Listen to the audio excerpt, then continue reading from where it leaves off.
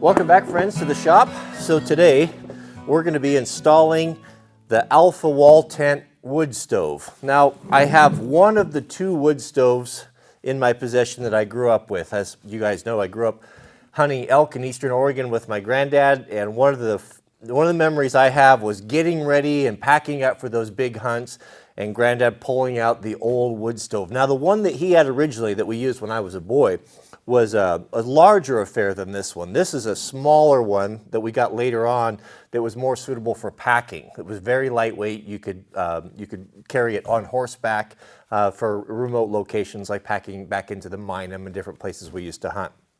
But I don't know what happened to the big one. But I remember that he kept everything. He kept all of his 5-inch stovepipe in a big gunny sack, and just that whole experience, right? So I'm really glad that I kept a hold of this one, and I still have it. So let me bring you in close. I'll show you the details, kind of how they work. I'll show you how to put the pipe together, the nesting pipe. We'll install a dampener, and then we'll go and cut out the stove jack and put it in and do a test and see how quickly it can warm up that 16 by 24 canvas tent. This has always been such a great little stove. We bought this, it was a long time ago, but this was made by a local sheet metal guy, a guy from Oregon, and he put this all together.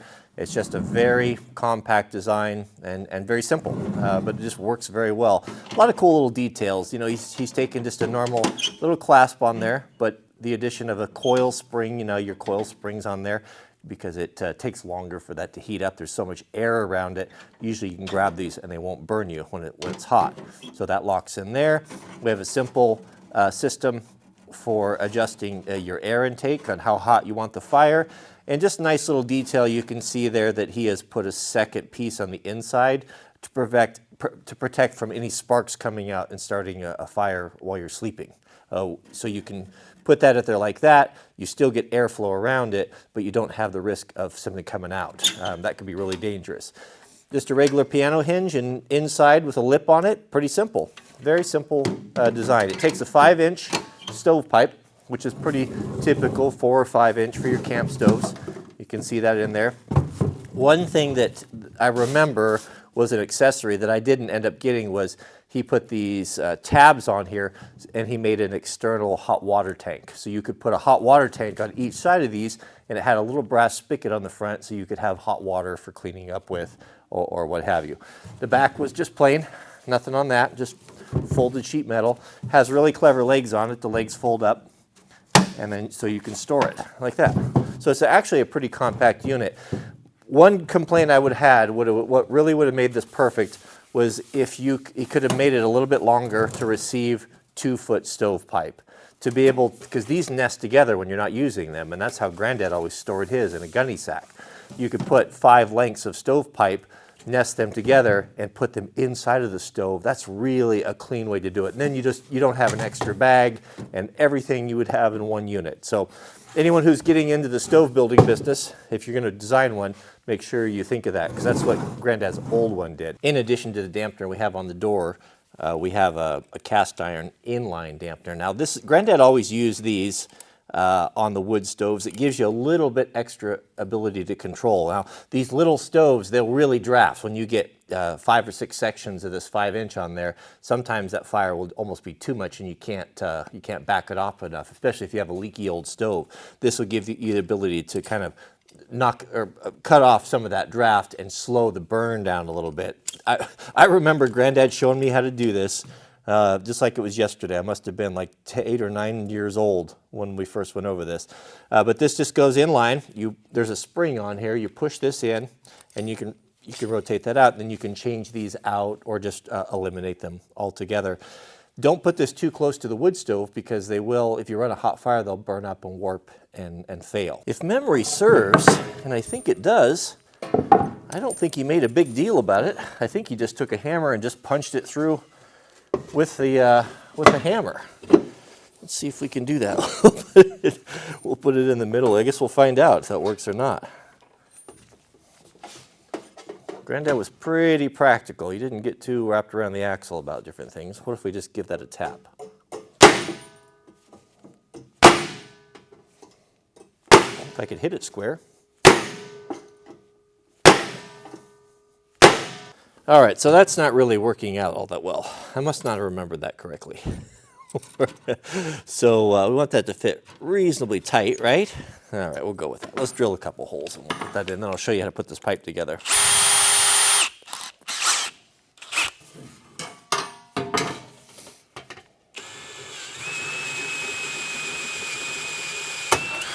This damper thing is proving to be more complicated than I remember. All right, so to determine where that other hole goes, I think we need to put it together, so this would be a good time to explain that. So if we look at this, do you see the detail here? You have the way that this is bent, you have kind of a female and a male portion right there. These have to click together. This is a way, that way you can kind of disassemble them and store them, but these are a little bit tricky. So what you have to do, I'll try to do this without cutting my hand off, is you need to push these and make it almost heart-shaped till you get that in there, right? And then you got to keep pressing and working. Yeah, see, it slipped out on me. Working that together.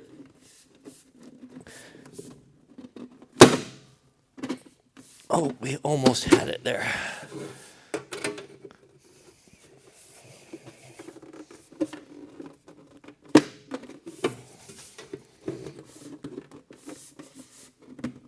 It's always so easy when my granddad did it.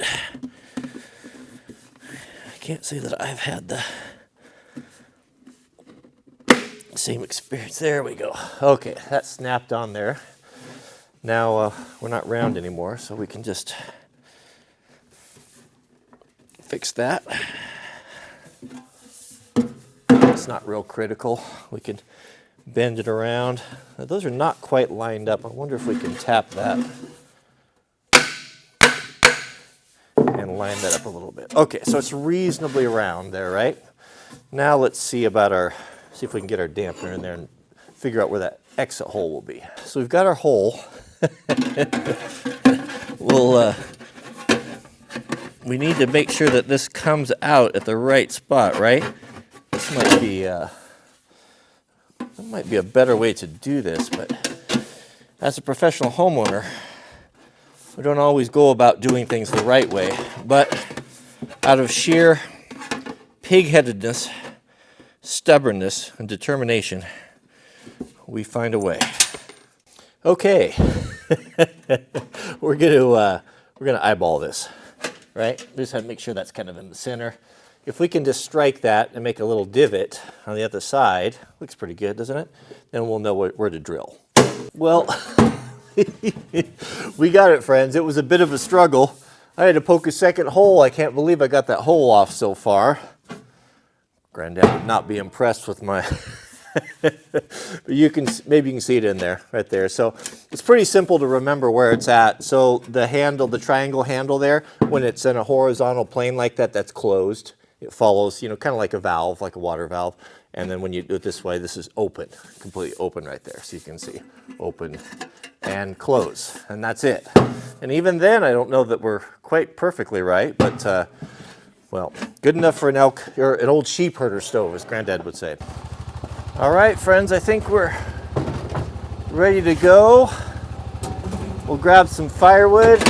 I've got some greasewood here, as our southern friends like to call it, I think, which is nothing more than just a lot of the dug firs you'll cut down, especially snags. All of the pitch or the sap that's in the wood will drain down into the bottom stump, and it's just rich with it. It's almost just pure resin. You can light it with a match. It's great for wet wood, or if you need to start it fire in the winter. So if you see this, save it. It's really great for fire starting.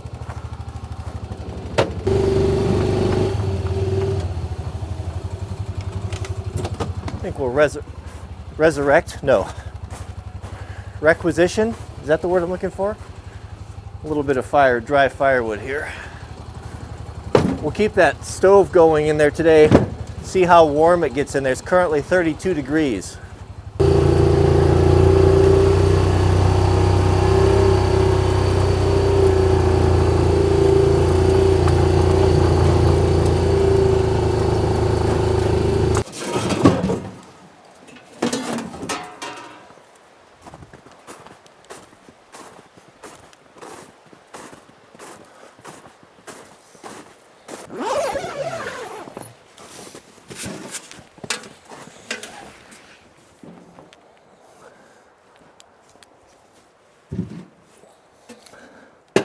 All right, friends, here we are inside of our 16 by 24 white duck canvas tent. Now, our next step here is we've got a cutout for, this is a stove jack right here. So we cut out for our pipe size. They don't cut it from the factory because they don't know what size pipe you're going to use.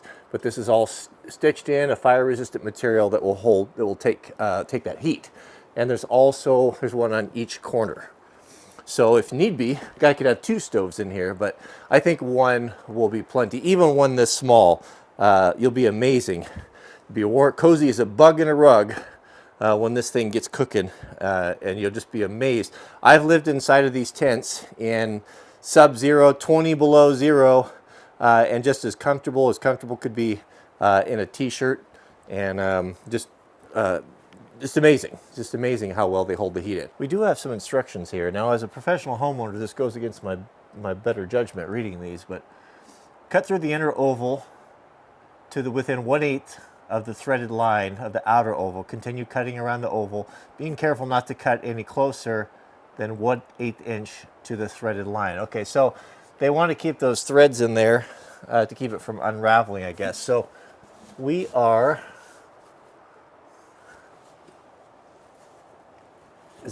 that's for a 4-inch. So we need to cut to the inside, basically just the inside ring, just the outside of it there, for that to fit almost right on the threaded area right there. Okay. I brought a razor knife and a pair of trauma shears. My granddad, on our tents, they didn't come with this. He cut a hole in the canvas and sandwiched a couple pieces of aluminum, I think, and threaded it through it with some rawhide. This is kind of a better system right here. So if we just do a cross in the center here,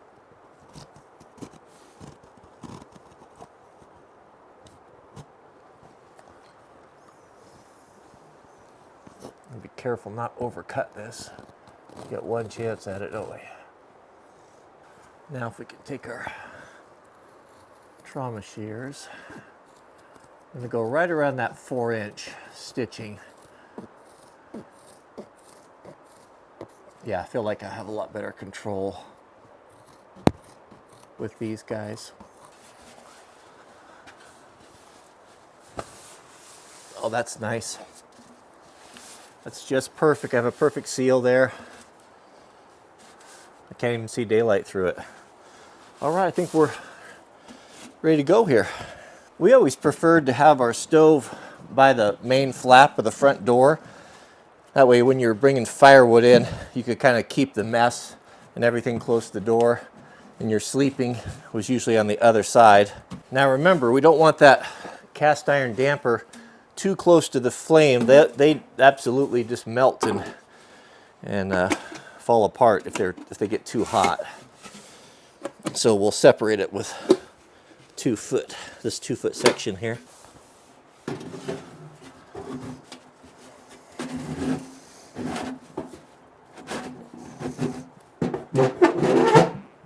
Seats in there nicely.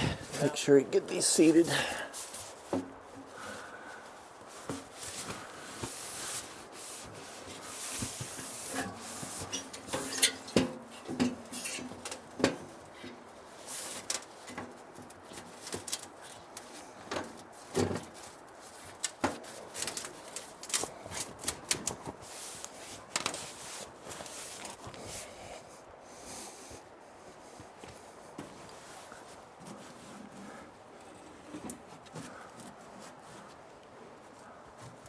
Does that look plumb to you guys?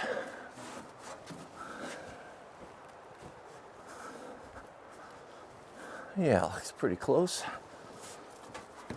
Here you can see it from the outside. So nice. Oh, I messed up. You see, I should have read the instructions. So I was not supposed to I was not supposed to cut through this canvas cover right here. It dawned on me when I did it like, oh, that's strange, I shouldn't be cutting from this, I should have came out here and looked at it. This was meant to roll up and cover the hole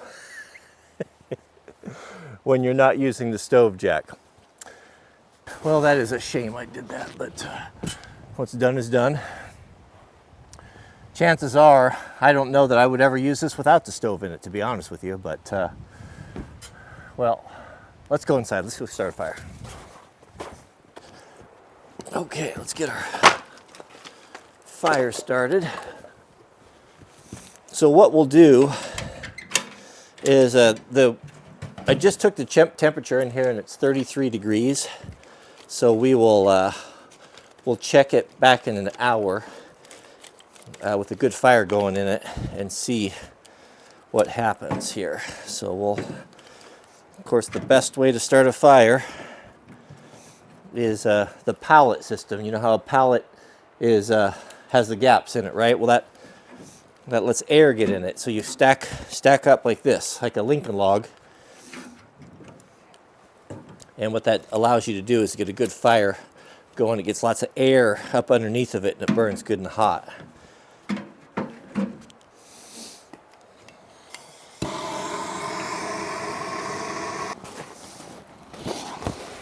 It's really incredible the psychological effect a hearth has.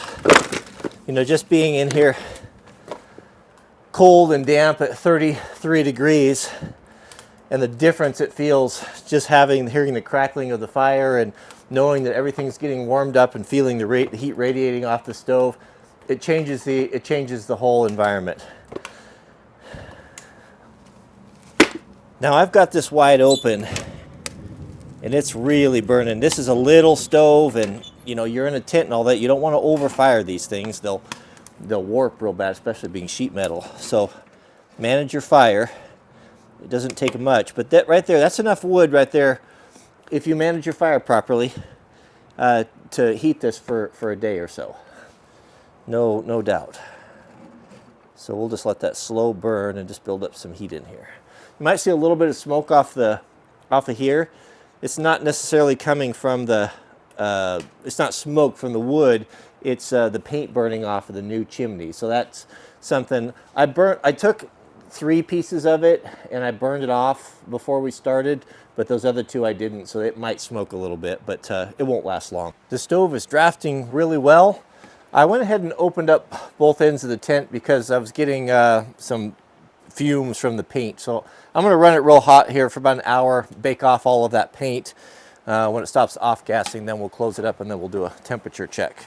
But let's go check out the chimney. I got it a little bit crooked there, but it's hot, so I don't want to fool with it. But let's see. Oh, that's bright. Pretty good. Drafting really well. Got a little bit of visible smoke. When you see visible smoke, that's fuel, unburnt fuel. And as that gets hotter, a fireplace or a hearth or fireplace or wood stove that's burning properly, you shouldn't see anything at all. And we're getting pretty close to that right now. That crooked stovepipe bothers me. Definitely need to get a cap on that. I'm going to go make up a screen or find a piece of stainless mesh or something for that. Looks good in here. I think it's done off gassing. So let's close it up and then we'll come back in about an hour or so and check our temperature. So we were at 33 before I started the fire, and it's 4 o'clock. So we'll come back down here at 5.